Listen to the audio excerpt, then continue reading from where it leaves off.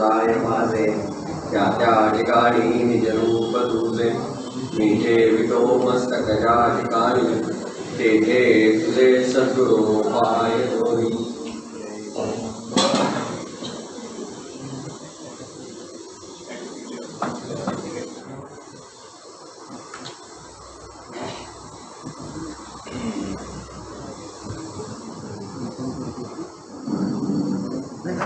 प्रथम एक औपचारिकता पूर्ण करतो.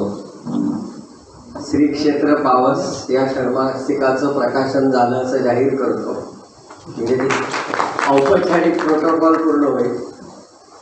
पण एकंदरीत हे षण्मासिक खूप छान असतं. म्हणजे मी बरेचसे अंक माझ्या संग्रही ठेवलेत. सोहम संप्रदाय असं नाही तर महाराष्ट्राची संत परंपरा असेल किंवा संत परंपरेच्या विचारांचा आत्ताच्या काळाशी समन्वय घालण्याचा काही विचार असेल, या सगळ्याच गोष्टींचा समावेश या षण्मासिकामध्ये असतो. म्हणजे आत्ताच्या अंकामध्ये सुद्धा राष्ट्रसंत तुकडोजी महाराज आणि गाडगे बाबा यांच्यात साम्यस्थळ काय आहे याचं चिंतन करणारा एक लेख आहे. आता तुकडोजी बाबांबद्दल आपल्याला कितीतरी कमी माहिती असते. माहिती असली तर एकच असतं, राजा सजी महाली सौखे कधी मिळाल. ही कविता ज्यांनी लिहिली ते तुकडोजी. गाडगे बाबा म्हटल्यानंतर ते साफ स्वच्छता करायचे याच्या पलीकडे किंवा ते मग देव एक आहे का दोन आहे वगैरे याच्या पलीकडे आम्हाला काही माहीत नसतं. पण त्याचा आणखीन काही सखोल विचार या लेखामध्ये आपल्याला वाचायला मिळेल. ते छान आहे. त्याच्यानंतर स्वामी स्वरूपानंदांच्याच नाही तर सर्व संतांच्या पत्रांचा जो भाग असतो ना तो फार सुंदर असतो. या सर्व संतांनी जनसंपर्काची वेगवेगळी माध्यमं ही फार कौशल्याने हाताळली. सर्व संतांनी म्हणजे ज्यांचा काल मी बऱ्यापैकी वेळा उल्लेख केला ते परमहंस परिव्राजकाचार्य वासुदेवानंद सरस्वती टिंबेस्वामी महाराज हे सुद्धा आपल्या भक्तांना पत्राद्वारा उत्तरं देत असत. आणि गंमत सांगतो की ती पत्र वाचताना आत्ताच्या काळाला जोडणाऱ्या काही गोष्टी मिळाल्या की मजा येते. म्हणजे उदाहरणार्थ की गेले 2 वर्ष आपण जी परिस्थिती अनुभवली त्याच्यासारखी एक परिस्थिती साधारण 1905च्या दरम्यान होती. त्यावेळेला स्वामींचा चतुर्मास हा दक्षिण भारतात चालू होता आणि तेव्हा काही लोक तिकडे जायला इच्छुक होती. त्यांना स्वामींचं पत्र आहे आणि त्या पत्रामध्ये स्वामी टेंबेस्वामी महाराज म्हणतात की तुम्ही निघाल्यानंतर हैदराबाद स्टेशनवरती याल पण तिथे तुम्हाला 3 दिवस क्वारंटाईन करून ठेवतील आणि मग तुम्हाला पुढे यावं लागेल. म्हणजे ते मागच्या वर्षी पुरतं नव्हतं, आधी पण होतं झालेलं. असे गमतीशीर आपल्याला संदर्भ मिळतात. म्हणजे स्वामी महाराजांनी दत्त महात्म्य हा ग्रंथ लिहिला. तो ग्रंथ वाडीतल्या एका माणसाने परस्पर छापून प्रकाशित केला. स्वामींचं आपल्या भक्तांना एका भक्ताला पत्र आहे, त्यांनी कुणाच्या परवानगीने ग्रंथ छापला, त्याच्यातलं शुद्ध अशुद्ध कोणी पाहिलं, त्याच्यातनं मिळणाऱ्या नफ्याचा विनियोग तो काय करणार आहे, सर्व गोष्टींची चौकशी करावी, अन्यथा त्याने छापलेले सर्व ग्रंथ उचलून घ्यावे. सावधपणा सर्व विषय. तसं स्वामींचं म्हणजे स्वामी स्वरूपानंदांचं वाङ्मय स्वरूपबोध स्वरूपपत्र मंजुषा असेल किंवा पत्रबोध असेल या ग्रंथातनं आपल्याला ते दिसतं किती प्रकारचा उपदेश त्याच्यामध्ये आहे. आणि स्वरूपपत्र मंजुषेमध्ये स्वामी सत्यदेवानंदांनी त्याचं विषयानुसार वर्गीकरण केलंय, त्यामुळे अभ्यासायला ते सोपं जातं. त्याच्यावरती सुद्धा एक लेख याच्यामध्ये आहे, स्वामींची पत्रकारिता म्हणून. आता पटकन पत्रकारिता शीर्षक वाचलं म्हणजे जर्नलिझम वगैरे वाटतं, पण तसं नाही. पत्रकारिता म्हणजे पत्रकार, पत्र लिहिणारे, पत्रलेखक अशा अर्थाने तो भाग घेतलाय. त्याच्यानंतर स्वामींच्या जीवनचरित्रातनं आपल्याला काय मिळालं, ते कसा उपदेश करतात याच्यावरती पण एक छोटासा लेख आहे, तोही छान आहे. जेवढं मला आता इथे गाणं ऐकता ऐकता वाचता आलं तेवढं मी आपलं तुम्हाला सांगितलं. हे अंक असतात ना, या अंकांचं वैशिष्ट्य म्हणजे ती कधीही वाचले तरी नवीन असतात. म्हणजे या प्रकारचे जे पारमार्थिक ग्रंथ असतात त्याला कालमर्यादा नसते की या मर्यादेत वाचला तरच तो नवीन ताजा, असं काही नाही. 4 वर्षांनी वाचला तरी ते विषय तसेच आहे. म्हणून हे अंक संग्रही ठेवावेत आणि वाचावेत आणि दुसऱ्याला वाचायला द्यावे. पहिला भाग जो माझ्यावरती सोपवला होता प्रकाशनाचा, त्याचा भाग पूर्ण केला. आता आपल्या विषयाकडे जाऊया, वंदे मातरम. काल आपण वंदे मातरम मधला एकच शब्द साधारण तासभर पाहत होतो, सुजलाम. इथे सुजलाम शब्दाच्या मागे किती चिंतन आहे याचा थोडासा आपण आढावा घ्यायचा प्रयत्न केला. किंवा असं म्हणा की पाणी असल्यामुळे वक्ता वाहवला असं म्हटलं तरी चालेल, पाण्याचा गुणधर्म केला. पण या गतीने जर आपण वंदे मातरम पाहायला लागलो तर मग किती दिवस लागतील. संस्कृत मध्ये काव्याची व्याख्या करताना अल्पाक्षरम रमणीयम असं म्हटलंय. म्हणजे जे कमी अक्षरांचं असतं, छोटं असतं, पण ते रमवणारं असतं, त्याला काव्य असं म्हणतात. आता रमवणारे याचा अर्थ फक्त गेयता असलं म्हणजे रमवणं नव्हे, तर त्याच्यातल्या एकेका शब्दाचं चिंतन केलं तरी आपल्याला असं वाटतं अरे याच्यात काहीतरी विशेष आहे. म्हणजे जसं अमृतधारामध्ये स्वामी स्वरूपानंदांची एक साखी आहे आणि त्या साखीमध्ये ते जगदंबेची प्रार्थना करतात आणि तिला असं म्हणतात की हे जगदंबे, मी तुझ्या दारी आलोय, मला पावन भिक्षा घाल. प्रार्थना करतात मला पावन भिक्षा हवी आहे. मग मी कसा आहे तर दारी पातलो आज तुझ्या मी भाग्यवंत कंगाल. आता कंगाल हा भाग्यवंत कसा असेल नाही का. कंगाल आहे म्हणून भिक्षा मागतोय, माझ्याकडे काहीच नाही त्यामुळे मला मागायलाच पाहिजे. पण मी कुणाकडे तरी मागत नाहीये, मी जगदंबेकडे मागतोय नाही का. अन्नपूर्णे सदापूर्णे शंकर प्राणवल्लभे, अशा त्या जगदंबेकडे मी भिक्षा मागतोय. कशासाठी? ज्ञान वैराग्य सिद्ध्यर्थम. तेच इथे स्वामींनी सांगितलंय. म्हणजे एक तो भाग्यवंत शब्द त्या साखीची उंची किती वाढवून जातो. गीतरामायण पहा, त्या गीतरामायणामध्ये सुद्धा शबरीचं गाणं ना, धन्य मी शबरी श्रीरामा लागली श्री चरणे आश्रम. प्रभू रामचंद्र शबरीच्या आश्रमामध्ये शबरीच्या दरवाजात उभे, कुटीच्या दरवाजात उभे. ती काय म्हणते, चकोरा घरी आली आज भुकेली पौर्णिमा. खर तर चकोराला भूक लागते, कैवल्याच्या चांदण्याला भुकेला चकोर, हे आम्ही ऐकतो. इथे उलट आहे, पौर्णिमेला भूक लागली माझं चांदणं कोण खाईल. किती सुंदर शब्द आहे, भुकेली पौर्णिमा. बाबा बोरकरांचं पहा, नाही पुण्याची मोजणी नाही पापाची टोचणी, याच्यातलं पूजेतल्या पाना फुला मृत्यू सर्वांग सोहळा. सर्वांग सोहळा काय अप्रतिम शब्द आहे. मला सांगायचा भाग हा आहे की एक एक शब्द जो असतो ना काव्यातला, तो शब्द त्या काव्याची उंची वाढवत असतो आणि आपल्याला काहीतरी चिंतनाला देत असतो. म्हणून काव्यासाठी अल्पाक्षरम रमणीयम असं म्हटलं जातं. वंदे मातरम तसंच आहे. मग ते असं म्हणतात की माझी ही भारत माता दिवसा कशी दिसते मी सांगितलं, पण रात्री कशी दिसते, शुभ्र ज्योत्स्नाम पुलकित यामिनी. ती छान रात्रीचे चांदणे आणि याच्यातही छान दिसते. पण ही जी भारत माता आहे ना, त्या भारत मातेचं वैशिष्ट्य म्हणजे आमच्या देशामध्ये भरपूर विविधतेची झाडं आहेत. द्रुमदल शोभिनीम. द्रुम म्हणजे झाड, कल्पद्रुम म्हणतो तसं. द्रुम म्हणजे झाड. विविध प्रकारच्या झाडांनी आमचा देश नटलेला आहे. खरंच किती झाडं आहेत ना आपल्याकडे. समर्थ रामदास स्वामीने एका माणसाने विचारलं की मला बाग करायची आहे, घराभोवती झाडं वगैरे लावतो तसं, तर मला तुम्ही बागेमध्ये काय लावायचं जरा सांगा, मार्गदर्शन करा, तुम्हाला बरंच काही माहिती आहे.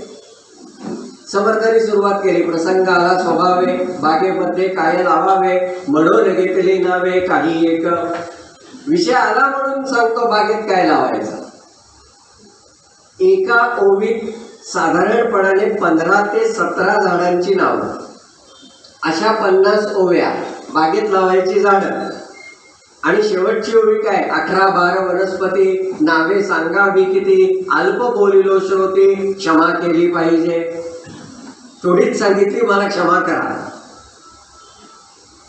ज्या वेळेला आदरणीय मारुती चित्तमपल्लींची या विषयावरती गप्पा चालल्या होत्या, आमच्याकडे उतरले होते, तेव्हा मला म्हणाले, तू विज्ञान शिकवतोस, तुला याच्यात वैशिष्ट्य काय कळलं?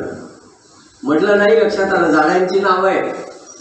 म्हणाले तेवढंच नाहीये, जरा नीट पहा, तुझ्या लक्षात येईल. एका ओळीत जर समर्थ वेलवर्गीय वनस्पती सांगत असतील तर सगळ्या वेलवर्गीय. जर एखाद्या याच्यामध्ये उंच वाढणारी झाडं असतील तर सगळी उंच वाढणारी झाडं आहेत. म्हणजे म्हणाले क्लासिफिकेशन ऑफ प्लांट्स हे तिथे दिसतंय आपल्याला. ज्यांना वन महर्षी असं संबोधलं जातं ते मारुती चित्तमपल्ली हे सांगतात. म्हणजे ते बाग प्रकरण किती महत्वाचं आहे नाही का? पण आमच्याकडे वाचायचंच नाहीये ना हे सगळं जे वाङ्मय आहे ते काही ठीक आहे, समर्थना अफाट, संपला विषय. एकदा त्याला मोठं म्हटलं ना की आपली जबाबदारी झटकली जाते. स्वामी स्वरूपानंद म्हणजे ग्रेट, आपण फक्त नमस्कार करायचा, म्हणजे वाचायची जबाबदारी सोडून द्यायची. हे चूक आहे. आपल्याला अभ्यासलं पाहिजे आणि अभ्यासून आपल्या आचरणात आणताना लोकांना सांगितलं पाहिजे. ज्याप्रमाणे समर्थांनी हे सांगितलं, आता मी सांगितलं तसं आमच्याकडे झाडांचे किती विचार झाले. आपण जर मत्स्यपुराण काढून पाहिलं तर मत्स्यपुराणकार म्हणतात, एक झाड लावून जगवलं तर तुम्हाला 10 पुत्र झाल्याचं पुण्य मिळेल. त्यावेळेला 10 पुत्र होणं हे पुण्याचं मानत होते. मग अष्टपुत्र आणि मग इष्ट, असं आपण हळूहळू बदल करत नेला. तेव्हा अशी परिस्थिती होती. एक झाड लावून जगवा असं ते म्हणतात. भविष्योत्तर पुराण तर असं सांगता की तुमच्या घराच्या समोर जर सभोवताली जागा असेल ना पुरेशी, तर म्हणाले आम्ही तुम्हाला झाडं सांगतो, ती झाडं लावा. मग ते पुराणकारी श्लोकच सांगतात, अश्वत्थमेकम पिचुमंदमेकम न्यग्रोधमेकम दशचिच्चिणीकम कपित्थबिल्वा मलित्रयं च पंचाम्ररूपी नरकं न पश्येत. एक अश्वत्थ लावा, एक अश्वत्थ. आपल्याकडे विष्णू सहस्रनामामध्ये विष्णूंची 3 नामं ही झाडांची आहेत. त्याचा भगवत पूज्यपाद आचार्यांनी पारमार्थिक अर्थ पण वेगळा केलाय शंकर भाष्यामध्ये. पण सरळ पाहिलं तर ती झाडांची नावं आहेत. नेग्रोधो दुंबरो श्वत्थ चाणूरा रणशूदना. नेग्रोध उंबर आणि अश्वत्थ. नेग्रोध म्हणजे वड, उंबर म्हणजे औदुंबर आणि अश्वत्थ म्हणजे पिंपळ. भगवंतांच्या या विभूती आहेत. मग एक अश्वत्थ, अश्वत्थमेकम पिचुमंदमेकम, त्याच्यानंतर न्यग्रोधमेकम म्हणजे म्हणाले कडुलिंबाचं झाड, एक पिंपळाचं झाड, एक कडुलिंबाचं झाड, एक वडाचं झाड. त्याच्यानंतर कपित्थ, बिल्व आणि आमला. आमला म्हणजे आवळा, कपित्थ म्हणजे कवट, बिल्व म्हणजे बेल. कपित्थ बिल्वामली त्रयंच, प्रत्येकी 3. आंब्याची 5 आणि दशचिच्चिणीकम म्हणजे चिंचेची 10. तुमच्या घराभोवती एवढी झाडं लावा. ऋषी सांगतात तुम्हाला नरक मिळणार नाही, म्हणजे तुम्ही खात्रीने स्वर्गात जाल. आता स्वर्ग नरक पुढे ते जाऊ दे. आपल्या घराच्या भोवती अशी दाट सावली देणारी झाडं असतील आणि जी वेगवेगळ्या ऋतूमध्ये फळणारी आहेत, तर आपल्या घराचा आवार हाच स्वर्ग नाही का होणार? एवढ्या प्रकारचे पक्षी प्राणी तिथे येतील, तिथे घरटी बांधतील. मी याच्यापेक्षा स्वर्ग काय वेगळा असेल? म्हणजे आमच्या पुराणकारांनी आम्हाला ज्या वेळेला झाडं लावायची गरज नव्हती, म्हणजे ज्या वेळेला खूप झाडं होती तेव्हा सुद्धा झाडं लावण्याचा उपदेश केलाय. तेव्हा सुद्धा किती विशेष आहे बघा. कारण त्यांना माहिती आहे की या झाडांची गरज काय आहे, त्याची महती काय आहे. पुराण काळात किती झाडं असतील त्याची कल्पना यायला मी फक्त शिवकालातला एक संदर्भ देतो, त्याच्यावर उलट गणित करा. पुराण काळात झाडं किती असतील, कोकणामध्ये किती झाडं आहेत याचं वर्णन करता करता शिवचरित्र लिहिणारे एक बकरकार असं म्हणतात, एक वेळ कोकणाच्या जंगलात एक वेळ अस्वलाच्या केसातली ऊस सापडेल, पण कोकणातल्या जंगलात हरवलेला माणूस सापडणार. अस्वलाच्या केसातली ऊस सापडेल म्हणजे आता हे किती अशक्य आहे. ते एक वेळ जमेल, पण म्हणाले कोकणातल्या जंगलात हरवलेला माणूस सापडणार नाही. हे असं जंगल आमच्याकडे होतं. आता पुढे आलोय आपण पहा नाही का. आणि आता मेगा हायवे करताना तर काय जी कत्तल झाली आहे त्याच्याबद्दल तर बोलायलाच नको. किती झाडं संपवली, त्याच्या बदल्यात किती लागतील, आता याचंही चिंतन करायला हवं. पण पुन्हा गंमत अशी आहे ना की प्रत्येक गोष्ट शासनाने करावी असं नाही. आम्ही सुद्धा काहीतरी करणं आमची जबाबदारी आहे ना. आम्ही जर झाडं लावली आणि ती लागती झाडं रोप ही जर त्याला दिली, ही लावायची, आम्ही त्याला पाणी घालण्याची व्यवस्था करू, कुठेतरी तयारी दाखवली तर त्यांचंही काम सोपं होईल ना. शेवटी आपण सारे मिळून असं केलं तरच ते काम होणार आहे, नाही तर नाही होणार. आमच्याकडे विविध प्रकारची झाडं आहेत हे सांगताना बंकिमचंद्रांनी द्रुमदल शोभिनीम असं म्हटलं. आमचा देश कसा आहे, प्रसन्न लोकांचा आहे, प्रसन्न व्यक्तिमत्वांची लोक आहेत आणि सगळेजण कसे तर सुमधुर भाषिणीम. आता देश सुमधुर बोलणार आहे म्हणजे माझी भारत माता सुमधुर बोलणारी आहे म्हणजे कोण बोलणार आहे, तुम्ही आम्हीच ना. सुमधुर बोलणं आमच्याकडे आहे. आता हे खरं आपल्याकडून काय अपेक्षित आहे ते त्याला सांगायचंय. सुमधुर बोलणं समर्थांनी फार सुंदर सांगितलं. का कोण बोलावं. समर्थ म्हणतात पेरिले ते उगवते, बोलण्यासारखे उत्तर येते. जे पेराल ते उगवेल, जसं बोलाल तसं उत्तर येईल. मग पुढचा प्रश्न ते करतात, मग उद्धट ते बोलावे काय निमित्ते. मग उद्धट का बोलावं. पुढच्या एका याच्यामध्ये ते म्हणतात जगामध्ये जगमित्र जिव्हेपाशी असे सूत्र. जगामध्ये जगमित्र व्हायचं असेल तर त्याचं सूत्र आपल्याच जिव्हेवरती आहे.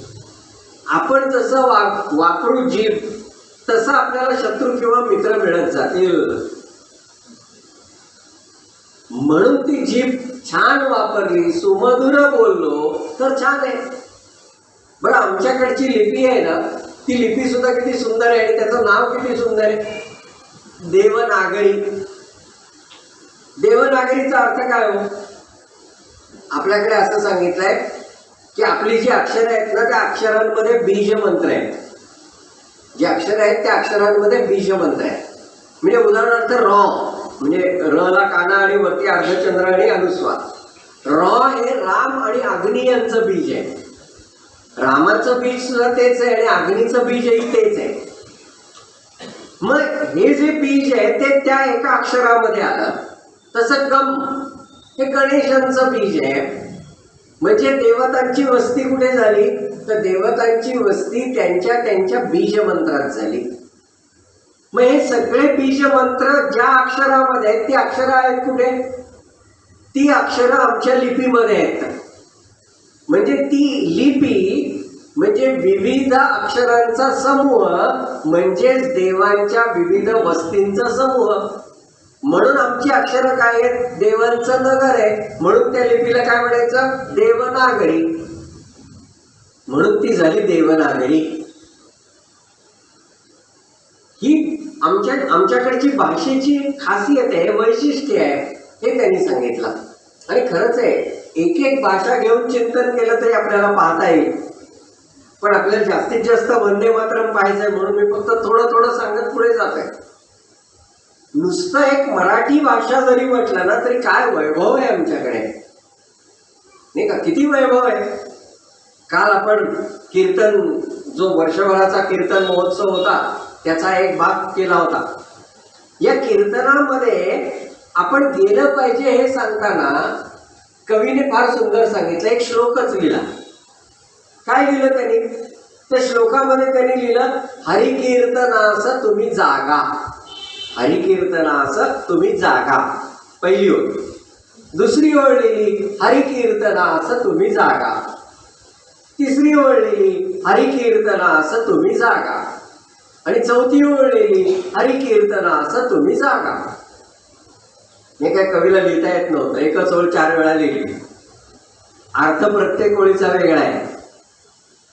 पहिल्या ओळीमध्ये जा आणि गा मध्ये स्पेस आहे, वेगळे शब्द आहेत ते, जा आणि गा. आणि तिथे गा हा शब्द अरे या अर्थाने आला. म्हणजे अरे तुम्ही हरिकीर्तनाला जा. मग लोक म्हणतात जा ठीक आहे, तिथे जाऊन करू काय? कारण म्हणाले तिथे गेल्यानंतर एक येते कोणीतरी आणि ती येऊन आम्हाला कधी आपल्या ह्याच्यात घेऊन टाकते राज्यात, ते कळतच नाही. कीर्तनी बैसता निद्रे ना गविले. म्हणून कवी दुसऱ्या ओळीत सांगतो तिथे जा आणि काय करा, हरिकीर्तनास तुम्ही जागा, म्हणजे झोपू नका. मग म्हणाला जागा म्हणजे नुसतं बसून राहायचं का? कवी म्हणतो नाही, नुसतं नाही बसायचं. तिथे गेल्यानंतर ते कीर्तनकार नामाचा गजर करायला सांगतात ना, तो गजर करायचा, भगवंतांच्या नामाचं गायन करायचं. म्हणून हरिकीर्तनास तुम्ही जा आणि भगवंतांचं नाम गा. आणि चौथ्या चरणात पुन्हा काय सांगितलं? जेव्हा लोक कीर्तनकार किंवा प्रवचनकार म्हणा जे सांगतात ते सांगताना त्यांची अपेक्षा असते अशा कृती व्हाव्यात.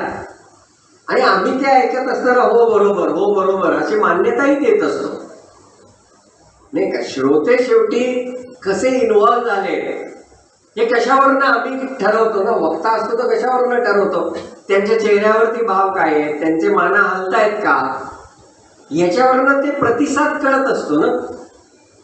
मग ज्या वेळेला तो अगदी जीव तोडून सांगते, अरे बाबा तुम्ही असं करा, अरे बाबा तुम्ही असं करा, आम्ही आपलं असं असं करतो, म्हणजे हो हो म्हणतो. कवी म्हणतो ते नुसतं हो हो म्हणू नका, त्या शब्दाला जागा.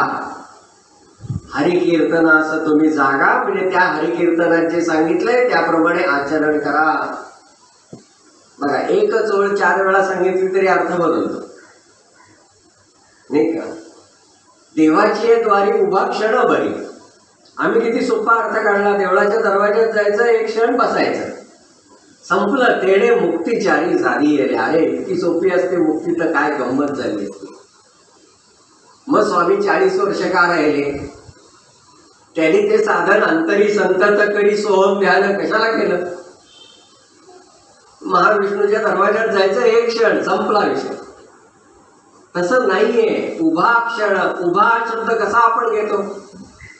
जेव्हा एखादा क्रांतिकारक देशासाठी संपूर्ण आयुष्यभर काम करतो तेव्हा आम्ही म्हणतो त्याने उभं आयुष्य देशासाठी दिलं. जेव्हा एखादा समाजसेवक संपूर्ण आयुष्य समाजाची सेवा करतो तेव्हा आपण म्हणतो त्याने उभं आयुष्य समाजासाठी खर्च केलं. तसा देवाची द्वारी उभा क्षणभरी, म्हणजे देवाच्या दरवाजात संपूर्ण क्षण दे. म्हणजे त्यावेळेला इथे दुसरं काही ठेवू नको, फक्त भगवंतांचंच चिंतन कर. त्याला उभा क्षण म्हणतात, संपूर्ण क्षण. किती सुंदर आहे ते भाषेचं वैशिष्ट्य. अशा भाषा आमच्याकडे, म्हणून आमची मातृभूमी, आमची भारत माता कशी आहे? सुमधुर भाषेणी.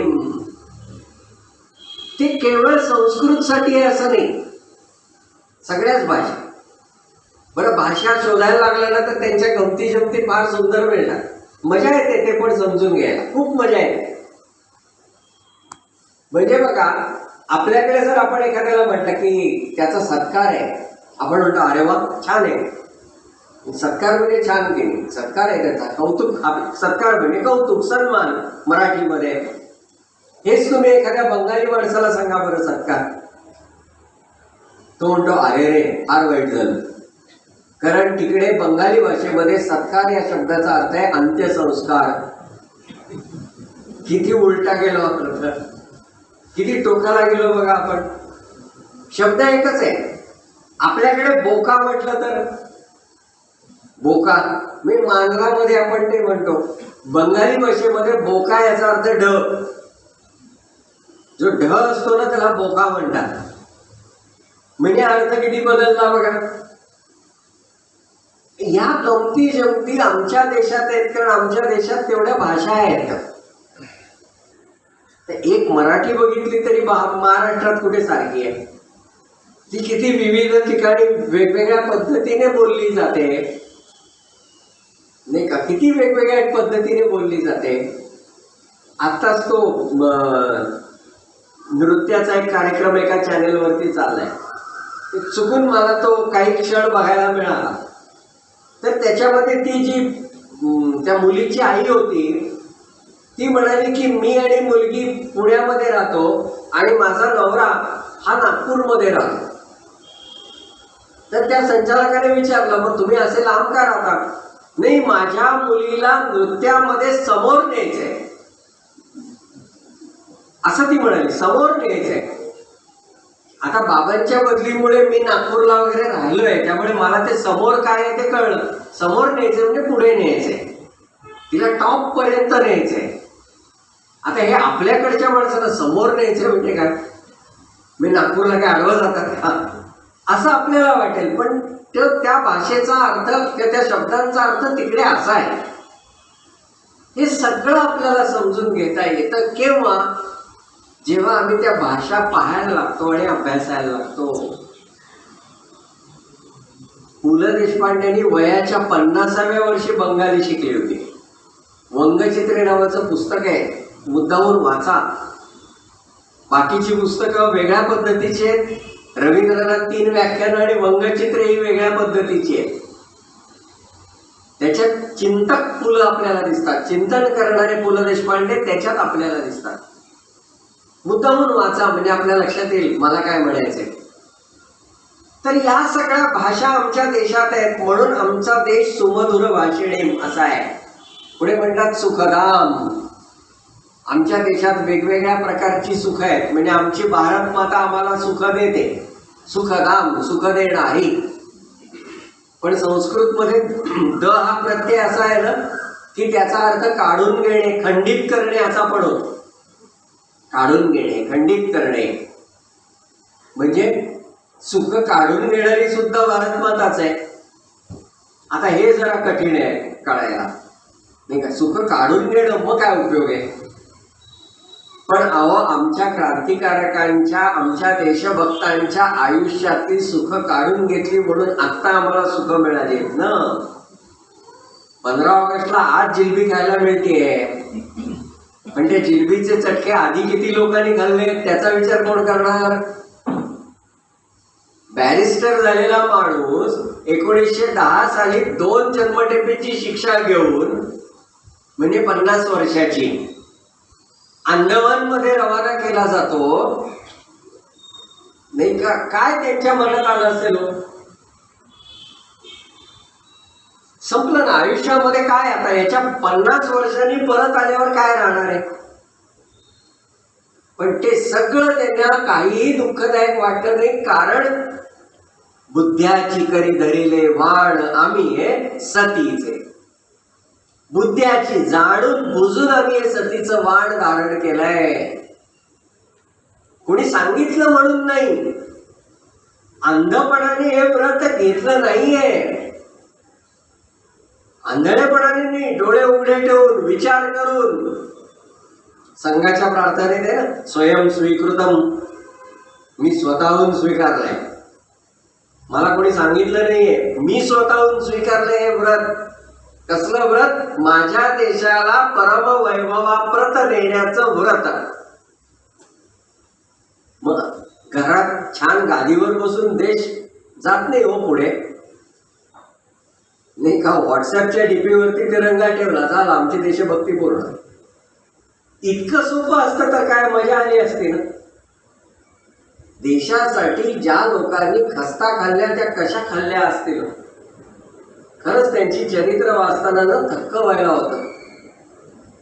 बरं, त्या लोकांनी तर खस्ता खाल्ल्यास त्यांच्या घरच्यांनी काय सोसलं असेल? लोकमान्य टिळकांना 1908 साली जेव्हा 6 वर्षाच्या कारावासाची शिक्षा झाली, त्यावेळेला ती शिक्षा ऐकून काकासाहेब खाडीलकर मुंबईहून पुण्याला आले. आता ही बातमी लोकमान्यांच्या पत्नीला सत्यभामाबाईंना सांगायची आहे, म्हणून ते गेले तिथे आणि रडायला सुरुवात केली. म्हणजे त्याला राहवलंच नाही की 6 वर्षाची शिक्षा आहे लोकमान्यांना. तेव्हा यांनी विचारून घेतला आधी काय झालं. मग यांनी उलकेत सांगितलं खाडीलकरांनी की 6 वर्षाची शिक्षा झाली वगैरे. त्या सत्यभामाबाईंनी शांतपणाने पण ठामपणाने सांगितलं, चोरीमारी आणि बलात्कार करून तर तुरुंगात गेले नाहीत ना, देशसेवेसाठी गेलेत ना, मग रडता कशाला, डोळे पुसा पहिले. जेवढे लोकमान्य मोठे आहेत ना, तेवढे या वृत्तीसाठी सत्यभामाबाई पण मोठे आहेत. हे वैशिष्ट्य आहे. मग यांना विसरून कसं चालेल. ही स्मरणं आम्ही ठेवलीच पाहिजे. त्यांनी सुखाचा त्याग केला, त्यांची सुख काढून घेतली भारत मातेने, म्हणून आम्हाला सुख मिळाली. मग त्यांच्यासाठी सुखधाम, सुख काढून घेणारी, आमच्यासाठी सुखधाम, सुख देणारी. आणि तसंही पाहिलं तर आमच्यासाठी सुद्धा सुख कधी कधी काढून घेण्याची आवश्यकता असतेच की हो, ते का असतेच. परमार्थामध्ये उपासनेला सर्वोत्कृष्ट काळ कोणता सांगितला, तो पहाटेचा सांगितलाय. ब्राह्ममुहूर्ते उत्थाय, इथून सुरुवात करतात. ब्राह्ममुहूर्त म्हणजे पहाटे 4ला उठावं आणि आपलं सगळं नित्य साधन करावं असा संकेत आहे. आणि खरंच ती वेळ छान असते. त्यावेळेला जी साधनाची उपासना होते त्याचा आनंद वेगळा असतो. तो घ्या म्हणजे कळेल. आणि हे मी पुन्हा थोड्या अनुभवानेच सांगतो की घ्या, तो आनंद कळेल. आत्ताच्या दिवसात पहाटे 4 वाजता उठायला काहीच वाटत नाही. जरा नोव्हेंबर डिसेंबर येऊ, जरा छान गार गार वारा आणि तो गार वातावरणाचा परिणाम व्हायला लागला की पहाटे 4चा गजर झाल्यानंतर वाटतं जरा 5 मिनिटं. मग तो बिचारा 4-5ला पुन्हा एकदा आठवण करतो, उठतोयच ना, नाही थांब जरा 5 मिनिटं. आणि मग 4चे 6 कधी वाजतात कळतच नाही. पण जर ते झोपेचं सुख त्यागलं तर उपासनेचं सुख मिळणार आहे. काहीतरी एक सोडल्याशिवाय दुसरं मिळत नाही, लक्षात घ्या. कबीराने एक दोहा दिला. त्या दोह्यामध्ये त्यांनी एक मुंगीचं प्रतीक सांगितलं. जसं मराठीमध्ये अन्योक्ती प्रकारे ना, अन्योक्ती म्हणजे बोलायचं एकाला पण उद्देश दुसऱ्याला, लेकी बोले सुने लागे, तसं कबीराने इथे दोह्यामध्ये एक प्रसंग सांगितला आणि एक उपदेश केला. सांगितलाय एकाला पण तो पोचलाय दुसऱ्याकडे. दोहा काय, चिंटी चावल ले चली बीच में मिली डाल. एक मुंगी आहे, तोंडामध्ये तांदूळाचा दाणा घेऊन निघाली. वाटेमध्ये डाळीचा दाणा पडलेला दिसला, ती थांबली. कबीराने ते पाहिलं, तोंडात तांदूळ आहे, आता डाळ कशी घेणार. कबीर त्या मुंगीला सांगतात, चिंटी दोनों ना मिले, एक ले एक दे डाल. दोन्ही नाही मिळणार, एक घे आणि एक सोडून दे. नाही का, किती सुंदर आहे. पण आम्हाला हे सांगितलं तर वाटतं काय जुनाट काहीतरी सांगतात, हे जुनाट वाटतं. पण हेच जर आम्ही चित्रपटाच्या संवादाच्या रूपाने सांगितलं तर मात्र अरे काय काळाच्या पुढे जाऊन सांगितलंय. मग आम्हाला त्याचं कौतुक वाटतं. ज्यानी कुछ पाने के लिए कुछ खोना पडता है की लगेच टाळे. हे प्रवचनात करता येत नाही, म्हणून व्याख्यान हे असल्या उद्योग प्रवचनात करू नये, ते संकेत आहे. पण गंमत आहे ना की काहीतरी मिळवायचे तर सोड काहीतरी. दोन्ही कसं मिळेल. म्हणजे कुठल्या तरी सुखाचा त्याग केल्याशिवाय दुसरं सुख नाही मिळणार आहे. म्हणून सुखधाम दोन्ही अर्थाने महत्वाचं आहे आणि उपयुक्त आहे. दोन्ही अर्थाने काढणंही महत्वाचं आहे. आम्ही टॅक्स नाही दिला तर देशाची प्रगती कशी होईल. मग सुखधाम तिथे तसंच बघता येईल नाही का, की आमचे पैसे गेले म्हणजे दुःख, सुख काढून घेतलं आमचं. पण त्याच्यातनं सुविधा मिळाल्या तर सुख नाही का? म्हणून ती मातृभूमी सुखधाम आहे आणि वरदाम आहे, वर देणारी आहे. आता पुन्हा वर शब्द फार सुंदर आहे. वर या शब्दाचा अर्थ कधी कळतो? जेव्हा आपण काही तपश्चर्या करतो तेव्हा. तप केल्याशिवाय वर मिळत नाही. तप करण्याच्या ऐवजी नुसतंच मागितलं ना तर त्याला नवस म्हणतात. देवा मला हे दे, त्याच्या बदल्यात मी तुला ते देईन, आणि ते सुद्धा माझ्या लक्षात राहिलं तर, मला जमलं तर हे म्हणा. कारण माझं काम झालेलं आहे. आता तू तुला दिलं काय नाही दिलं काय,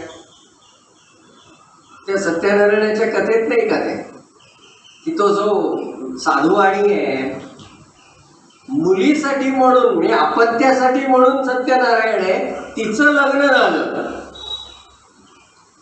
बाकी कथेमध्ये मी आता जात नाही, पण किती विस्मरण आहे. आमचं तसंच आहे. पण वराचं तसं नाहीये. वरामध्ये आधी तप आहे आणि मग वर आहे. वरमब्रुवी कधी येतं? जेव्हा तप पूर्ण होतं तेव्हा. एखाद्या गोष्टीसाठी नियम पाळून सातत्यपूर्ण केलेले प्रयत्न म्हणजे तप. कोणतीही गोष्ट हवी असेल तर त्याला नियम आहे. ते नियम पाळूनच प्रयत्न करावे लागतात, अन्यथा उपयोग होत नाही. जेणे विठ्ठल मात्रा घ्यावी त्याने पथ्ये सांभाळावी, हे तुकोबांचं वचन तसंच आहे. नाम घ्यायचंय ना, नामाचे नियम पाळ. नियम पाळलेस तर तुला नामाचं फळ मिळेल. तसं मग ते नियम पाळून सातत्याने पुन्हा ते महत्वाचं. नाही तर 13 ते 15 तिरंगा घर घर तिरंगा. 16 पासून काय?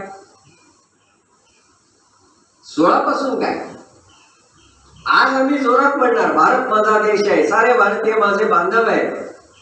उद्या आम्ही हेच वाक्य म्हणणार, फक्त म्हणतानाचा टोन बदलणार. भारत माझा देश आहे, सारे भारतीय माझे बांधव आहेत. अर्थ बदलतोय ना. भारत माझा देश आहे, सारे भारतीय माझे बांधव आहेत. याच्यामध्ये ठामपणा आहे, विश्वास आहे, आणि दुसऱ्या वाक्यामध्ये प्रश्नचिन्ह आहे. आहेत, खरंच आहेत का? मग ही वृत्ती बदलून काय उपयोग आहे? 15 ऑगस्ट आणि 26 जानेवारीला देशप्रेम रिन्यू नाही करायचंय, त्याला रिचार्ज नाही मारायचं आहे, ते सातत्याने करायचं आहे. म्हणून ते तप आहे, लक्षात घ्या, तप आहे. आमच्या क्रांतिकारकांनी, आमच्या देशभक्तांनी अखंड कार्यमग्नता दाखवली, अखंड. लोकमान्यांचं जीवन पहा, सावरकरांचं पहा. म्हणजे रत्नागिरीशी संबंधित आहेत म्हणून मी नावं मुद्दामून घेतोय. या दोघांचंही जीवन जरी तुम्ही अभ्यासलात तरी लक्षात येईल किती किती सातत्याने प्रयत्न आहेत, नाही का? केवढं काम आहे अफाट. म्हणजे असं काम करणं याला म्हणतात तप. आणि जेव्हा तप होतं ना तेव्हा आपल्या क्षेत्रामध्ये आपली पत तयार होते. तप, पत. आणि तप न करता पत मिळवायचा प्रयत्न केला तर फक्त तत पप होते, बाकी काहीही वाटायला येत नाही, फजिती, दुसरं काही होत नाही. म्हणून कुठल्याही क्षेत्रामध्ये ना तपाला पर्याय नाही. मग ते शास्त्रीय संगीत असो, ती नृत्यकला असो, ते राजकारण असो, काही कुठल्याही क्षेत्रामध्ये अभ्यासाला पर्याय नाही. समर्थ म्हणतात, कष्टे विण राज्य नाही, कष्टे विण विद्या नाही, केल्या विण होत नाही साध्य जनी. जी उदंड कष्ट केले ते ते भाग्य भोगून ठेले, येरते बोलतची राहिले करंटे जन. कष्टाला पर्याय नाही. असे जेव्हा आम्ही भारत मातेसाठी कष्ट करतो, तप करतो, तेव्हा ती भारत माता विचारते तुला काय हवंय. आणि तेव्हा आम्ही जे काही मागतो ना त्याला म्हणतात वर. आणि अशी वर देणारी ती आमची भारत माता, म्हणून ती सुखदाम वरदाम. ती आम्हाला सुखही देणारी आहे आणि ती आम्हाला वरही देणारी आहे, म्हणून तिचा जय जयकार आहे, म्हणून तिला नमस्कार आहे. वंदे मातरम. आता इथपर्यंत आपण म्हणतो, पुढची कडवी म्हटली जात नाही का? आता ती का म्हटली जात नाही याच्याविषयी कोणी विचारच करत नाही म्हणायची ना नाही म्हणायची, चला लवकर तरी होत, हे काहीतरी मनात येतं. पण अरे काय सुंदर लिहिलंय, किती सुंदर देशाचं वर्णन केलंय, पण त्याच्यात सगुणाची उपासना आणि देवदेवतांची नावं असल्यामुळे मग काहींनी विरोध केला, नाही हे आम्हाला मान्य नाही, आमच्या धर्मात हे सांगितलं नाही. मग आम्ही पण म्हटलं बरं तुम्हाला वाईट वाटते का, नको, आपण समजून तरी घेऊ किती सुंदर आहे. ते असं म्हणतात, कोटी कोटी कंठ कलकल निनाद कराले, कोटी कोटी भुजैर द्रुत खर कर वाले, आबला के नमा एत बले, बहुबल धारिणीम नमामि तारिणीम, रिपुदल वारिणीम मातरम. वंदे मातरम. इथे कोटी कोटी, मूळ जर आपण काव्य पाहिलं तर तिथे सप्तकोटी असा शब्द आहे. सप्तकोटी, त्रिसप्तकोटी असे शब्द प्रयोग आहे, कारण ती तेव्हाची लोकसंख्या होती. आताची लोकसंख्या वाढली म्हणून या गीतामध्ये थोडासा बदल करून घेतला आणि मग रचना झाली कोटी कोटी, म्हणजे खूप कोटी, अनेक कोटी. की हे भारत माते कोटी कोटी कंठाने तुझा जय जयकार चाललाय, म्हणजे तुझी लेकरं तुझा जय जयकार करतायत. आणि त्यांच्या हातामध्ये काय आहे, तर त्यांच्या हातामध्ये म्हणाले शस्त्र आहेत. कोण तुला आबाला म्हणेल ग? तुझी मुलं जर इतकी पराक्रमी असतील तर तू आबाला कुठे आहेस? आता इथे पुन्हा शस्त्र याचा प्रत्येक वेळेला तलवार, बंदूक असा अर्थ घ्यायची काही गरज नाही. वेगवेगळ्या गोष्टींना शस्त्रासारखं उपयोगात आणता येतं. लेखणी सुद्धा शस्त्रच होतं. जे लोकमान्यांनी केलं, केसरीचे अग्रलेख काढून पहा. फटके म्हणजे पटके, नाही का? सरकारचे डोके ठिकाणावर आहे का? किती स्पष्ट खडखडीत की तुम्ही हे वागताय, हे ठिकाणावर आहे का तुमचं डोकं? ज्या वेळेला प्लेगची साथ आली पुण्यात आणि पुण्यातल्या घराघरामध्ये जाऊन इंग्रजी सैनिक आणि ते अधिकारी अत्याचार करायला लागले, त्याच्या विरुद्ध आवाज उठवल्यानंतर सगळ्यांवरतीच दडपशाही सुरू झाली. तेव्हा लोकमान्यांचा अग्रलेख आहे, जुलूम करणे म्हणजे राज्य चालवणे नव्हे. स्पष्ट लोकमान्यांचं वैशिष्ट्य होतं की सामान्यालाही कळलं पाहिजे आणि ज्याला सांगायचंय त्यालाही कळलं पाहिजे, आणि तशा पद्धतीने ते लिहायचे. बरं, जे इंग्रजांना ते आपल्याकडच्या लोकांना पण. परदेशी मालाची पहिली ओळी ही पुण्यामध्ये झाली. लकडी पुलाच्या जवळ परदेशी मालाची पहिली ओळी केली गेली आणि ती सावरकरांच्या नेतृत्वाखाली फर्ग्युसन कॉलेजच्या विद्यार्थ्यांनी आणि बाकीच्या मंडळींनी केली. काळकर्ते शिवराम महादेव परांजपे वगैरे मंडळी त्यावेळेला तिथे उपस्थित होती. लोकमान्य सुद्धा आले होते. आज जर तुम्ही पुण्याला गेला तर त्या लकडी पुलाच्या इकडे एक, त्याच्या पुढे एक नवीन पूल झालाय, त्याच्या आसपास तो भाग आहे, तिथे स्मारक आहे त्याचं. जिथे होळी झाली ना तिथे त्याचं स्मारक केलेलं आहे, जाऊन पहा मुद्दामून आपण. परिणाम काय झाला? सावरकरांना फर्ग्युसन कॉलेजच्या हॉस्टेलमधून रस्टिकेट केलं, काढून टाकलं आणि त्यांना 10 रुपयाचा दंड केला. 1905 सालचे 10 रुपये, आत्ताचे नव्हे. पण कॉलेजची मुलं इतकी भारलेली होती की त्यांनी 15-20 मिनिटात वर्गणी काढून 10 रुपये भरून टाकले. तेही अवघड आहे. छोटे छोटे तेव्हा पैशालाही किंमत होती. 10 रुपये गोळा झाले आणि ते भरूनही टाकले. सावरकरांना शिक्षा केली. त्या फर्ग्युसनच्या प्राचार्यांचं नाव रँगलर परांजपे. लोकमान्यांनी केसरीमध्ये अग्रलेख लिहिला या सगळ्या गोष्टीवरती. अग्रलेखाचं शीर्षक काय? हे आमचे गुरु नव्हेत. कारण आम्ही डेक्कन एज्युकेशन सोसायटी का सुरू केली? लोकमान्य त्याचे फाउंडर मेंबर आहेत, संस्थापक सदस्य आहेत. का सुरू केली? देशभक्तीचे धडे देण्यासाठी. तिथे देशभक्ती करणाऱ्यांना जर शिक्षा होणार असेल तर हे आमचे गुरु नाहीत, हे पण ठणकावून. मग हे आई, अशी तुझ्याकडे जर मुलं असतील तर तू अबला कशी? कोण म्हणेल तुला तू अबला आहेस? आता तेव्हा अशी लोक होती, पण तेव्हापासून आजपर्यंत ती परंपरा आहेच की. अहो, सर्वपल्ली राधाकृष्णन भारताचे एक राष्ट्रपती होऊन गेले आणि ते अत्यंत ज्ञानी होते, अतिशय ज्ञानी. म्हणजे तत्वचिंतक म्हणून जगभरात त्याला मान आहे. त्यांनी रशियाचा दौरा केला, त्या रशियामध्ये जो हुकुमशाह होता स्टॅलिन, त्याला सुद्धा तोंडावरती सांगितलं तुझं चुकतंय.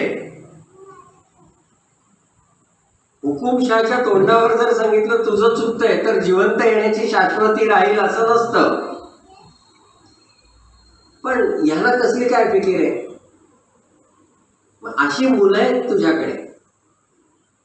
शब्द हे सुद्धा शस्त्र होतं ना, लेखणी शस्त्र, तसं बोलणं हे सुद्धा शस्त्र होतं. बोलण्याचे सुद्धा परिणाम केवढे होतात. काही वेळेला ना त्या माणसाची अवस्था इतकी उच्च असते बोलताना की त्या बोलण्याचे सुद्धा मंत्र होतात. स्वराज्य हा माझा जन्मसिद्ध हक्क आहे. अजरामर झालो वाक्यात. करेंगे या मरेंगे, डू और डाय, किंवा करेंगे या मरेंगे, चले जाओ, चलो दिल्ली.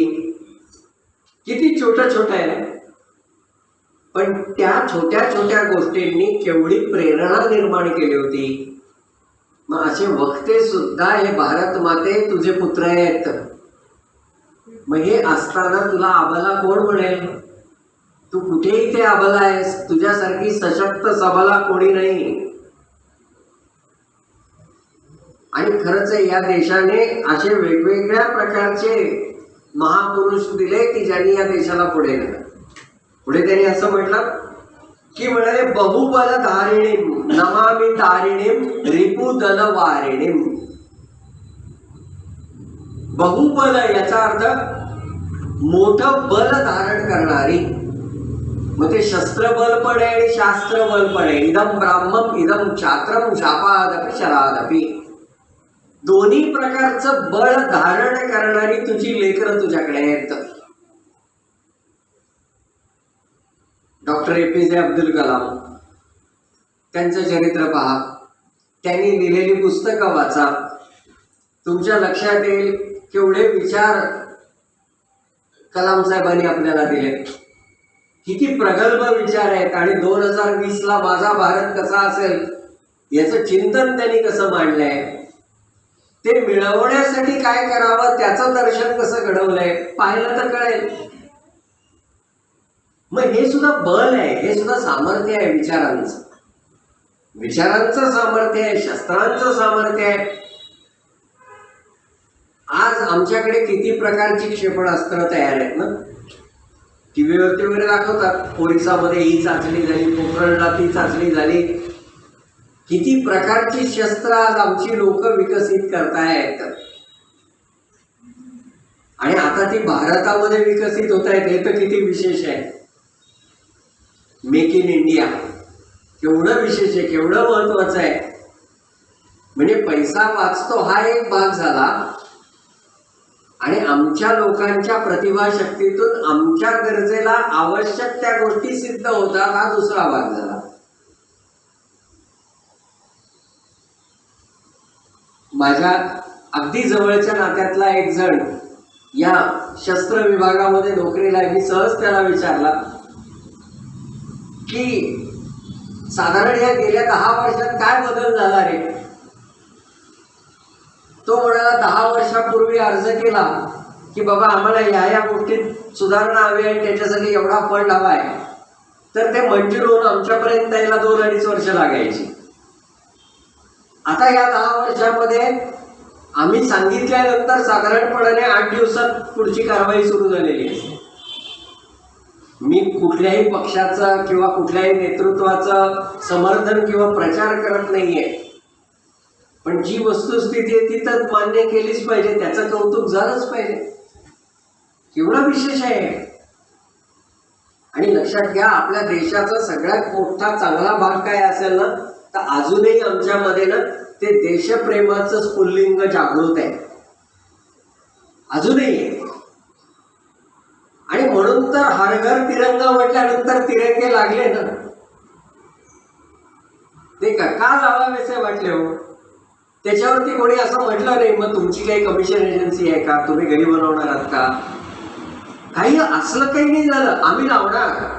हा, आता काही जण होते तिरंगा लावला तरच देशभक्त होतो असं नाही वगैरे असतं, पण ते जाऊ दे, ते तीट लावायला लागते ना कोणीतरी. तसं काहींनी केले विचार व्यक्त, पण सहज नजर टाकली तर तुमच्या लक्षात येईल की खरोखरच घरोघर तिरंगा लागला. हेच तर आमचं सामर्थ्य आहे, हेच तर सामर्थ्य आहे आमचं. चिपळूणला पूर आल्यानंतर पहिला पूर पाण्याचा आला, नंतरचा पूर मदतीचा. आणि ती काय मदत फक्त आमच्या नातेवाईकांनी आणि मित्रमंडळींनी पाठवलेली नव्हती. रत्नागिरीतल्या माणसाला चिपळूण माहिती आहे, त्याने आणून दिलं, ठीक आहे, त्याला माहिती आहे, त्याचे संबंधित लोक आहेत, त्याने आणलं, समजू शकतं. कुठे गडहिंग्लज, कुठे गडचिरोली, नाही का, त्या लोकांना अरे नाही मला काहीतरी पोचवायला पाहिजे, ज्यांनी चिपळूण म्हणजे काय ते पाहिलेलंही नाही, का हो असं वाटतं. देशाच्या कुठल्या तरी कानाकोपऱ्यात काहीतरी भूकंप होतो, काहीतरी वादळ येतं, आणि आपण सुद्धा अरे रे हे फार वाईट झालं, आपण काहीतरी केलं पाहिजे.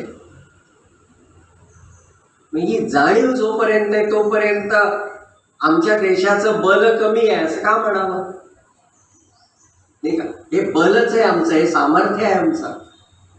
आणि या सामर्थ्याने आम्ही सगळ्या प्रकारच्या रिपूंना मारू शकतो.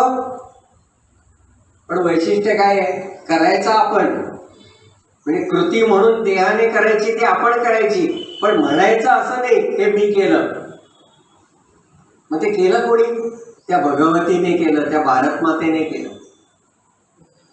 ज्या पद्धतीने ज्ञानेश्वरी लिहिल्यानंतर ज्ञानेश्वर माऊली आपल्या सद्गुरूंना म्हणतात, हे माझं नव्हे, किंबहुना तुम ते केले धर्मकीर्तन सिद्धी नेले, हे तर माझे जीवरले पायी कपण.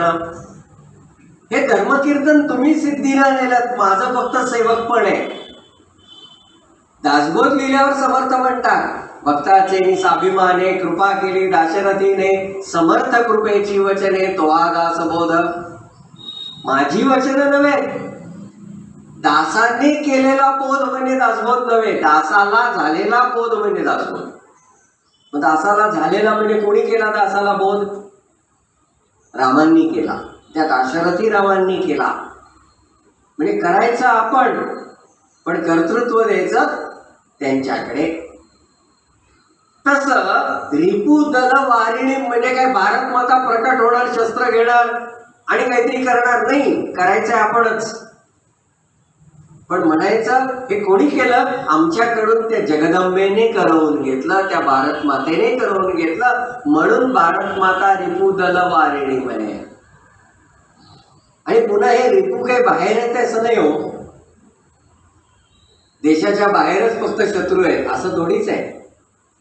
आमच्या देशात किती आहेत, आमच्या देशात किती आहेत विचार करू ना आपण. जे कोणी अतिरेकी वगैरे वगैरे येतात त्यांना आमच्या देशात जर राहायला मिळत असेल तर जे राहायला देतात ते कोण, आमचे मित्र. जे या लोकांना आसरा देतात, जे या लोकांना वेगवेगळ्या प्रकारची मदत करतात ते आमचे शत्रूच आहेत. मग त्या शत्रूंचं निवारण करण्याची जबाबदारी फक्त सरकारची, सैन्याची आणि पोलिसांची नाही, माझी पण आहे. सोपं आहे. प्रत्येकाने, जसं आपण एसटीत शिरल्यानंतर बघा एसटी कुठेतरी थांबते आणि थांबल्यानंतर मग तो कंडक्टर सांगतो 10 मिनिटाचा ब्रेक. 10 मिनिटं झाली की तो येतो, ठाण ठाण वाजवायला लागतो. आणि ते झाल्यानंतर जेव्हा आपण आता गाडी सुटेल तेव्हा कंडक्टर आपल्याला काय सांगतो, तुमच्या शेजारचा आला का बघा, तुमच्या आजूबाजूचे आले का बघा, नसतील आले तर सांगा. तोच प्रकार आपापल्या घराच्या जवळ केला की झालं. आपल्या शेजार पाजारी कोण आहे, काय करतोय, कसा आलाय, एवढं जरी केलं तरी किती सोपं काम होईल नाही का, किती सोपं काम होईल. पण आम्ही तेही करायला तयार नाही. आम्हाला काय त्याचं तो बघेल, त्याचं तो नाही, आपण बघायचं. म्हणून हे शत्रू केवळ बाहेर आहेत असं नाही, आमच्यात बुद्धिभेद करणारे बुद्धिवादी सुद्धा भारतात आहेत. मग त्यांचा प्रतिवाद करणं हे सुद्धा रिपुदलाचं निवारण करण्यासारखं आहे. आमचा इतिहास सरळ पद्धतीने सांगितला जातो असं नाही, वेगळ्या पद्धतीने पण सांगितला जातो. मग ते जे काही सांगतात ते बरोबर आहे का चूक आहे, त्याला उत्तर नको का द्यायला, ते उत्तर देणं हेही रिपुदल वारिणीम आहे. आणि ह्या सगळ्यांच्या बरोबरीनं आमच्याकडे आणखीन रिपू आहेत. आळस पहिला रिपू नाही का, आळस. आमचे देव फार हुशार आहेत, त्यांनी ना आमची भक्ती बरोबर तपासून घेतली. बघा तुम्ही, प्रभू रामचंद्रांचा जन्म चैत्र शुद्ध नवमी म्हणजे उन्हाळ्यात दुपारी 12 वाजता, आणि भगवान श्रीकृष्णांचा जन्म श्रावण वद्य अष्टमी म्हणजे ऐन पावसाळ्यात रात्री 12. ते उलट केलं असतं तर बरं झालं असतं की नाही. चैत्र शुद्ध नवमीला रात्री 12 वाजता गारवा असतो, इकडे दुपारी 12 चालले असते. नाही, तपासणं आहे आपल्याला. तुझं प्रेम आहे ना, माझा भक्त बनवतोस ना, ये त्या अडचणीत नाहीये माझ्याकडे, तर तू माझा. रात्री 12ला एवढ्या पावसात ना कोण जाणार, कळलं तुझी भक्ती किती आहे. देव हुशार आहे. मारुती राहिली सकाळी 6 वाजता, सूर्योदयाला ये आणि जन्माला येणार आहेस, त्यामुळे आंघोळ करून ये म्हणजे आधी उठ. बरोबर त्यांनी विचार करून त्या वेळा काढलेल्या दिसतात आपल्याला ना. पण आमच्याकडे तो आळस इतका आहे हो. रिपुदल वारिणीम, त्या रिपूंमध्ये बाहेरच्या रिपूंपेक्षा आधी आतल्या रिपूंचाही विचार करायला पाहिजे. हा आळस किती वाईट आहे. एका मराठी कवीने एका श्लोकात फार सुंदर सांगितलं. तो म्हणतो, नसे आळसा सारिखा चोर लोके. या लोकामध्ये, या जगामध्ये आळसासारखा चोर नाही. काय चोरतो? अमोलिक आयुष्य तो चोरतो की. तुमचं माझं अमूल्य असं आयुष्य तो चोरून नेतो, तुमच्या डोळ्यादेखत नेतो. आणि तोच तर खरा चोर, व्हाईट कॉलर. कसा चोरतो? उद्या हो तयाचे बहाणे, उद्या काय होईल ते कोण जाणे. कसं चोरतो आयुष्य? तो म्हणतो, हा हे चांगलं आहे, केलं पाहिजे, आजच केलं पाहिजे असं थोडीच आहे, उद्यापासून. आता उद्या कधीच उजाडत नाही आणि त्यामुळे आमचं आयुष्य संपून जातं. हा आळस. त्या भारत मातेच्या थोर सुपुत्रांची चरित्र वाचून आम्ही आमचा आळस झटकून कामाला लागलं पाहिजे. कारण या लोकांनी आळस कधी केला नाही, लक्षात घ्या. संपूर्ण लोकमान्यांचं चरित्र संपूर्ण वाचा आणि मला एक प्रसंग काढून दाखवा, एक की ज्याच्यात असं लिहिले लोकमान्य पाय पसरून आराम करत होते. एक प्रसंग दाखवा. एकही नाहीये, एकही नाही. काय कष्ट केले असतील. अहो, दिवाळीच्या दिवशी लोकमान्य एकदा ऋग्वेद वाचत बसले होते आणि बाकीची नातेवाईक मंडळी आली. ती म्हणाली, अहो दिवाळी आहे, निदान आत्ता तरी हे बाजूला ठेवा. तेव्हा लोकमान्य हसून म्हणाले, दिवाळीत तुम्ही काय करता? तो माणूस म्हणाला, काय करता म्हणजे? नवीन कपडे घालतो, फराळाचे पदार्थ खातो. लोकमान्य म्हणाले, का हो, त्याने काय होतं? तो म्हणाला, त्याने आनंद मिळतो.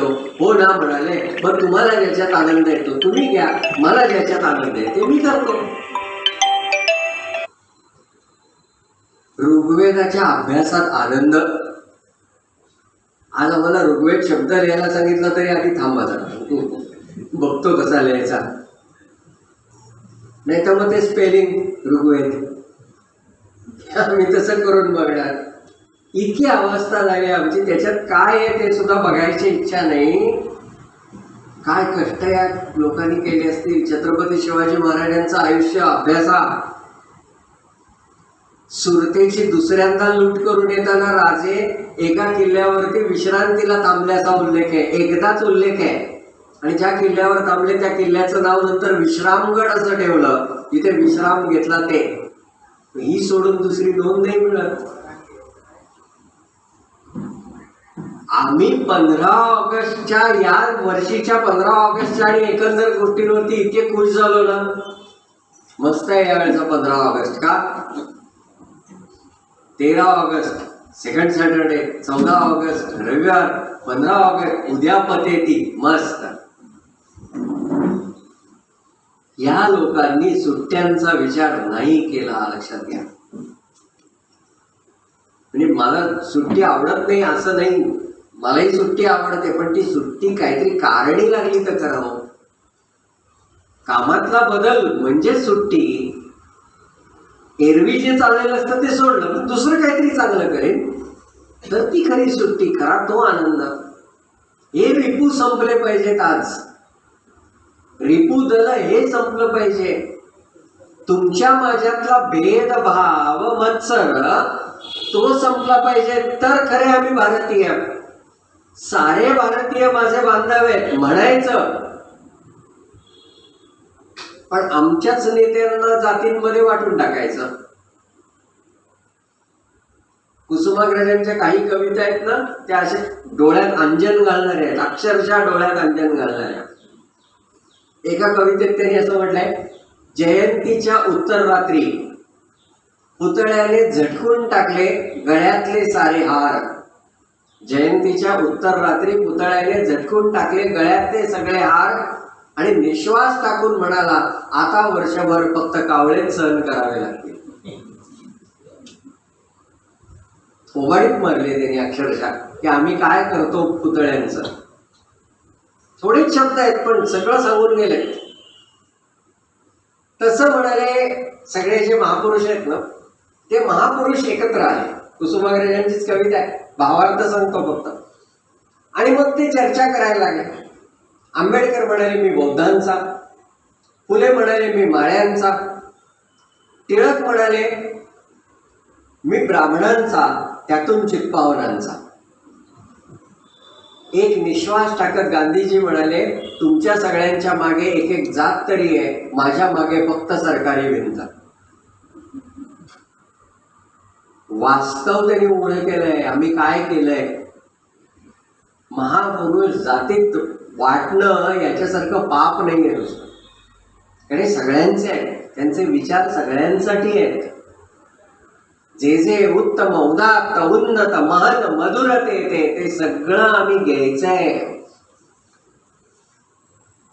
हाही शत्रूच नाही का.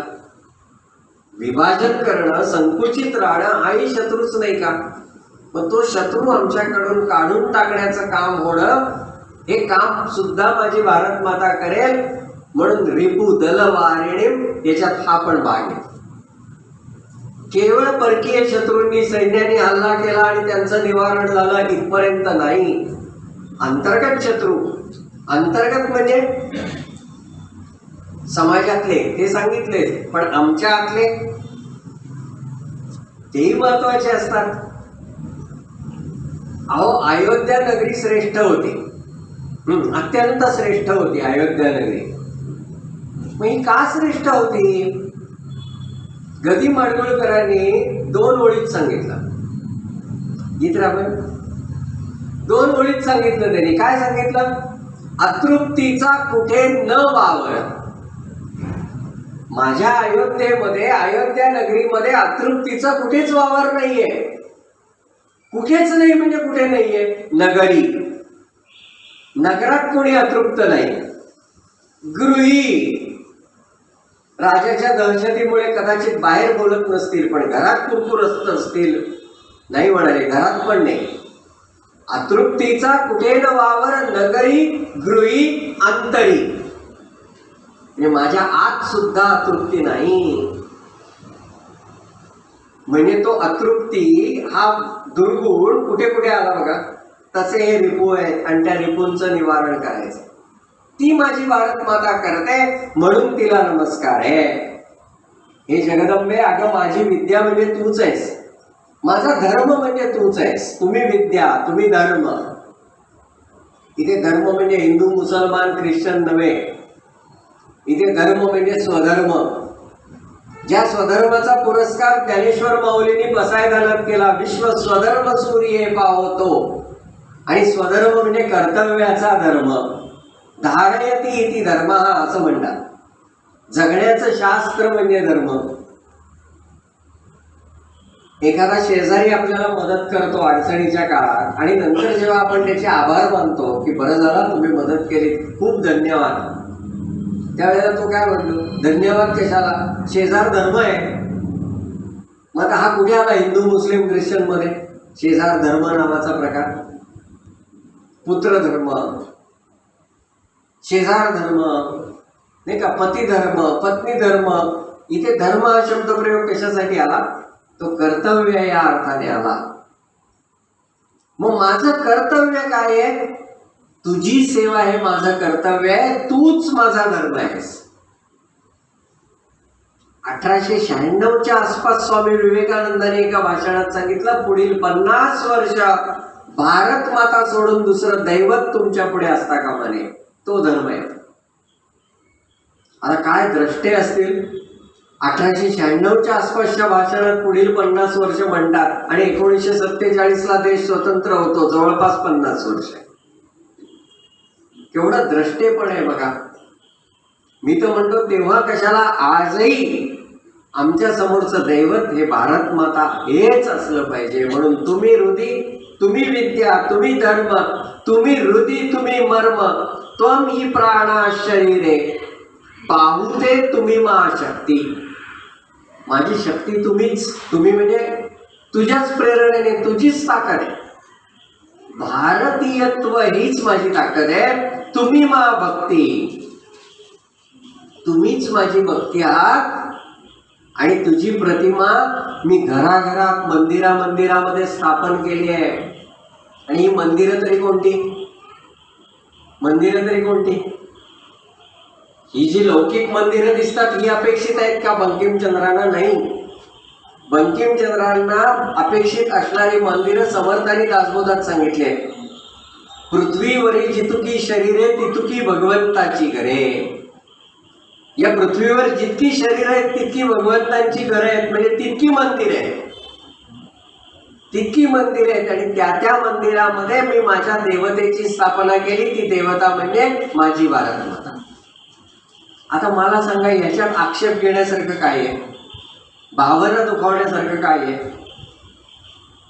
माझ्या देशाची प्रतिमा माझ्या हृदयात ठेवणं याच्यात आक्षेपार्ह काय आहे? आणि तो आक्षेप आम्ही का मान्य केला? खरंच भाई काही प्रश्न माझे नाही सुटले. मी आपलं कसं, तुम्ही ज्ञानी आहात म्हणून तुमच्या समोर एक प्रश्न मांडतो, तुम्ही मला सांगा की बाबा याचं उत्तर असं असं आहे. खरंच आहे, मला काही प्रश्नांची नाही. आता बघा, प्रतिज्ञा, मराठी प्रतिज्ञा वाचली, भारत माझा देश आहे, सारे भारतीय माझे बांधव आहेत, ओके. हिंदी मधली प्रतिज्ञा, भारत मेरा देश आहे. संस्कृत मधली प्रतिज्ञा म्हटली तरी सुद्धा भारतो मम देशोयम. आणि इंग्लिश मधली इंडिया इज माय कंट्री. 3 मध्ये भारत, मग 4थ्यात भारत का नाही? तिथे इंडिया शब्द का आला? मग तो बदलता येणार नाही का? आपला माझ्या बालबुद्धीला पडलेला प्रश्न. विशेष नाम हे सगळ्या भाषातलं तसंच राहतं असं आम्हाला शाळेत शिकवलं होतं. भागवत सर होते मला 5वी 6वीला इंग्लिश शिकवायला. त्या गाडी तळाच्या इथे आमचे 5वी 6वीचे फाटक हायस्कूलचे वर्ग भरायचे, तेव्हा त्यांनी असं शिकवलं होतं की विशेष नाम हे तसंच राहतं. मराठी, हिंदी, इंग्लिश कुठेही गेलास तरी धनंजय हे धनंजयच राहतं असं ते म्हणाले होते. आमच्या देशाचं नाव मराठी हिंदी इंग्लिशमध्ये एक आणि मराठी हिंदी संस्कृतमध्ये एक आणि इंग्लिशमध्ये वेगळं. नाही मला कळलं त्याचं उत्तर. आता कुणाकडे असेल तर मला जरूर द्या उत्तर. असो, मला सांगायचा भाग हा आहे की ही आम्ही कुठेतरी लक्षात घेतलं पाहिजे की नाही, हे मला बदलायचंय, हे बदलायचंय. माझ्या देशाच्या प्रार्थनेमध्ये जर इतकी उदात्त भावना असेल तर मी ती उदात्त भावना पटवायचा प्रयत्न करेन. पण तुला आवडत नाही म्हणून मी म्हणणार नाही, अजिबात नाही मी म्हणणार. कारण मला त्या प्रार्थनेतनं शक्ती मिळते, मला त्याची ताकद मिळते, ती माझी ऊर्जा आहे, मी म्हणणार. कुठेतरी सांगायला हवं ना, म्हणून हे म्हणायला हवं असं मला सांगायचं.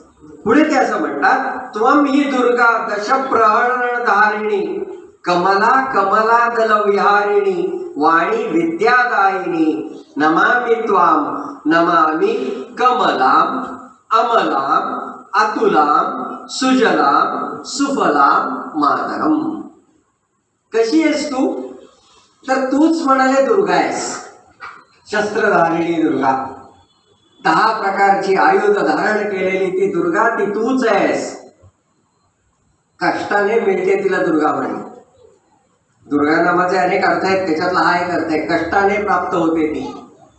तसा भारतातला जन्म हा सुद्धा दुर्लभ आहे असं भागवतकार सांगतात. तो कष्टाने मिळालेला आहे म्हणून तू दुर्गाच आहेस आणि शस्त्र धारण केलेली आहेस. तूच लक्ष्मी आहेस आणि तूच सरस्वती आहेस. सगळ्या प्रकारच्या गोष्टी देणारी ती तूच आहेस आणि म्हणून मी तुला नमस्कार करतो.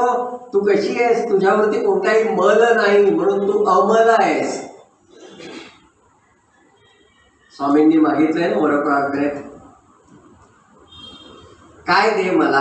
अमला भक्ती. काय सुंदर आहे ना, अमला भक्ती, अमला मलरहित भक्ती. त्यांचं सतत स्मरण ठेवायलाच हवं, ते अनुसंधान ठेवायलाच हवं, कारण त्यांच्या दरबारात आपण आहोत. त्यांना विसरून बाकी बोलत राहिलो तर नाही उपयोग, ती कृतज्ञता होईल. म्हणून त्यांना धरून राहूया आपण. अमला भक्ती याचा अर्थ मलरहित भक्ती. तसं माझी मातृभूमी ही अमल आहे, म्हणजे शुद्ध आहे, संपूर्ण शुद्ध आहे. पुढे म्हणाले ते कसं आहे, अतुलाम, तिच्या तोडीची दुसरी कोणी नाही. आणि खरंच आहे, जगाच्या इतिहासामध्ये अनेक देश होऊन गेले, अनेक निर्माणही होतील कदाचित, पण भारतासारखा भारतच आहे, भारतासारखा दुसरा देश नाही आणि तो होणारही नाही. म्हणून ते अतुल आहे, ज्याची तुलना होऊ शकत नाही, ते अतुल. त्याच्यानंतर मग सुजलाम सुफलाम कालच आपण पाहिलं होतं. या प्रकारे कवी आपल्या मातृभूमीची प्रार्थना करतो आणि या प्रार्थनेमध्ये स्तुती आहे जगदंबेची आणि त्या स्तुती बरोबर काही अपेक्षाही व्यक्त केल्या की ज्या अपेक्षा खरं तर आपणच पूर्ण करायच्या आहेत, पण तिने पूर्ण केलं असं मानायचं. देवा चांगलं पीक येऊ दे असं म्हणून शेतकरी हातावर हात घेऊन बसत नाही, कष्ट तोच करतो आणि मग म्हणतो देवा पीक चांगलं येऊ दे. तसं माझ्या देशामध्ये लक्ष्मी यायला हवी असेल, कमला, कमला म्हणजे लक्ष्मीसाठीचा शब्द प्रयोग, ती संपन्नता यायला हवी असेल तर कष्ट मलाच करायचे. माझ्या देशामध्ये विद्या यायला हवी असेल तर ज्ञान प्राप्तीसाठीचे कष्ट हे मीच करायचे, ती आणून नाही देणारे घरी. पण ते मिळाल्यानंतर ना त्याचा अहम होता कामा नये, मी मिळवलं माझ्या कष्टाने, म्हणून ते सगळं तिच्या कृपेने मिळालं असं म्हणायचं नाही का. कारण ते जे काय असतं ना, मी माझे मला, ते फार त्रासदायक ठरतं. तोच मळ आहे. म्हणून स्वामींनी मी माझे मावळ सर्व तू तुझे उगवता, तेच आहे. त्यांनी परमात्मा यांना म्हटलं, त्या परमात्म्याची शक्ती म्हणजे भारतमाता आहे. जे अनंत ब्रह्मांडे घडी लीला विनोदेची मोडी, आपण आदिपुरुषी दडी मारून राहे, अशी जी भगवंतांची कार्यशक्ती आहे, ती कार्यशक्ती म्हणजेच माझी भारत माता आहे. आणि ती भारत माता मला हे सगळं देऊ दे. ही प्रार्थना बंकिमचंद्रांनी केली. ही प्रार्थना करताना बंकिमचंद्रांना त्या जगदंबेची मूर्ती दिसत होती. पहिल्या दिवशीची आपण पाहिला 8 ऑक्टोबर 1875 आणि 9 ऑक्टोबर 1875 या 2 दिवसामध्ये झालेली ही रचना आहे. रिव्हिजन थोडीशी. आणि त्यावेळेला बंकिमचंद्रांना ती शस्त्रधारी दुर्गा दिसली आहे, तिचं दर्शन झालंय. आणि ते बंकिमचंद्र उत्कटतेने इथे व्यक्त करतायत. म्हणून पहिल्या काही कडव्यांमध्ये संस्कृत भाषेचा प्रभाव दिसतोय, पण पुढच्या कडव्यांमध्ये बंगाली भाषा आली. मी थोडंसं आपल्या गालिल्लो टांगण्यासारखं झालंय नाही का. त्वमेव माता पिता त्वमेव संस्कृत आलं, आणि काही आहेत ते गालिल्लो टांगण वंदीन चरण डोळ्यानं पाहिलं रूप तुझे मराठी पण आहे. पण शेवटी भावनेने जेव्हा म्हणायला लागतं तेव्हा सगळं एकत्र झालं तरी असं वाटत नाही रे, हे 2-3 भाषात तसं काय आलं एकत्र, ते सगळं छान वाटतं. तशी ही रचना त्या भावनेने झाली.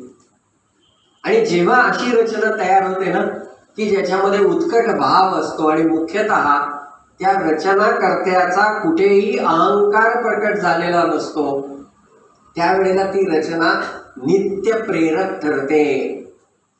तशी ही वंदे मातरम रचना आजही लोकांना प्रेरणा देते. आजही वंदे मातरम म्हटल्यानंतर काही स्फुरण येतं, काही उत्साह येतो, आणि आपण पुन्हा एकदा त्या देशसेवेकडे वळतो. लक्षात घ्या, देशसेवा हे सुद्धा व्रत आहे. श्रावणामध्ये अनेक व्रतांच्या कहाण्या सांगितल्या जातात, तसं हे व्रत आहे. पण व्रत सांगितल्यानंतर एक वाक्य असतं, उतू नको, मातू नको, घेतला वसा टाकू नको. तसा हा देशसेवेचा वसा भारतात जन्म घेतला तेव्हाच आपल्याला मिळालाय. आणि उतायचं नाही, मातायचं नाही. आणि हा भारतीयत्वाचा वसा कधीच टाकायचा नाही. उलट तो वसा पुढच्यांना द्यायचा आहे, ती आपली जबाबदारी आहे. देशसेवेचे धडे हे आपण आपल्या लोकांना, आपल्या पुढच्या पिढ्यांना, मुलाबाळांना, नातवंडांना हे दिले पाहिजे. ते आपलं कर्तव्य आहे. पुन्हा मी देईन असं म्हणून गेलो तर ते होणार नाही.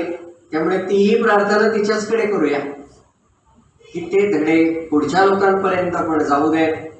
आणि हे जगन्माते, तुला परम वैभवावर नेण्याची जी इच्छा आहे ती इच्छाही पूर्ण होऊ दे. परम वैभवने तुम्ही तत्स्वराक्रम, तू समर्थ हो आणि समर्थ भारत परम वैभवाच्या शिखरावर गेलेला पाहायला मिळू दे.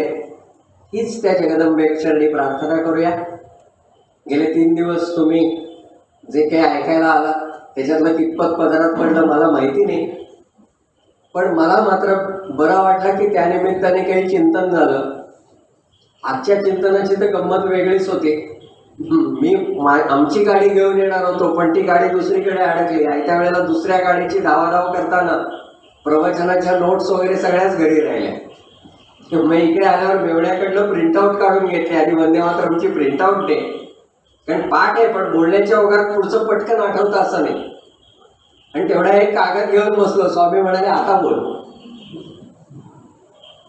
नाही का, पण ते बोल म्हणतात ना, आता बोल, त्यावेळेला तो एक प्रकारचा आशीर्वाद असतो. काही काळजी करू नको, मी आहे. त्यामुळे बोलविता धनी तेच असतात. 15 ऑगस्ट किती प्रकारे आपल्याला चिंतन करता येतं. 15 ऑगस्ट आणि आपले संत यांच्या चरित्राचं चिंतन करा. तुमच्या लक्षात येईल अनेक संतांच्या चरित्रात 15 ऑगस्ट हा महत्वाचा दिवस आहे. अनेक, योगी अरविंद, रामकृष्ण परमहंस, स्वामी स्वरूपानंद, हे तर 3 मुद्दाम पहा आपण काढून चरित्र. काहींची जयंती आहे, काहींची पुण्यतिथी आहे. म्हणजे तो दिवस सुद्धा त्याने किती पावन करून ठेवलाय. म्हणून या पुण्य पावन दिवशी आपण स्वामींना आणि भारत मातेला वंदन करूया. 3 दिवस आपण आलात, आपण ऐकलं, त्याबद्दल मी आपणाविषयी आणि संयोजकांच्या विषयी कृतज्ञता व्यक्त करतो. जे काही आवडलं असेल ते बरोबर घेऊन जा, नसेल आवडलं ते विसरून जा.